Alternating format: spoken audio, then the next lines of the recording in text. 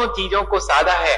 भागचंद ने भगवान महावीर स्वामी के स्तुति करते समय अष्टक में कनस्वर्णाभासो अपगत तनुर ज्ञान निभो विचित्रात्मा पेको नृपतिवर सिद्धार्थ तनया अजन्मापि श्रीमान विगत भव रागोद्भुत गति महावीर स्वामी नयन पथगामी भवतु में।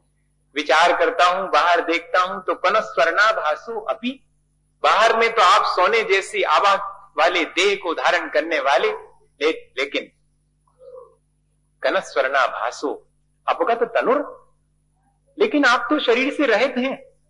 ज्ञान निभो, ज्ञान शरीरी है आप। दोनों स्तुतियां हो गई।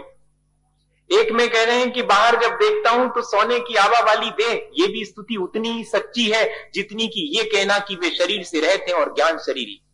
दोनों में स्थितियों में ये नहीं कह सकते कि एक सच्ची और एक झूठी है। कह सकते हैं क्या आप? तो फिर आधा आधा करना पड़ेगा, ये अष्टक का मामला। फिर ये वाले पद को आधा आधा बोलो, पर पूरा बोलते कि बाहर से देखने पर आप सोने की आभा वाली देह के हैं, वैसे तो आप देहातीत हो गए हैं, ज्ञान शरीरी है। विचित्रात्मा आप ही एका, वैसे मैं देखूं तो आप नाना रूपों में अपने बचपन और यौवन और प्रौढ़ अवस्था में दिखाई पड़ते हैं, लेकिन वास्तव में हैं तो आप एक ही। नृपतिवर सिद्धार्थ तनया अजन्मा आपी, वैसे तो आप सिद्धार्थ राजा के पुत्र थे, लेकिन वास्तव में देखा जाए तो आप तो जन्म मरण के पार हो।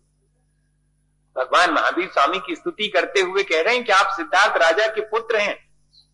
सिद्धार्थ राजा का क्या काम? कोई काम नहीं है। जन्म कैसे हुआ? फिर बहुत काम है।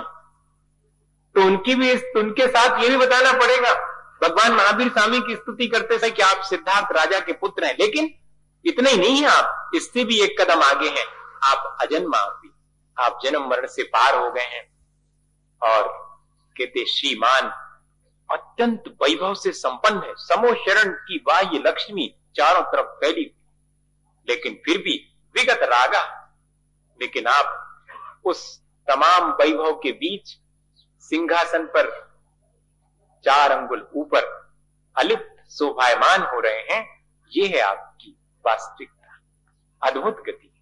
हम तो समझ ही नहीं पाते हैं कि आपका हम कैसे गुणगान करें, आपकी हम कैसे पूजा करें।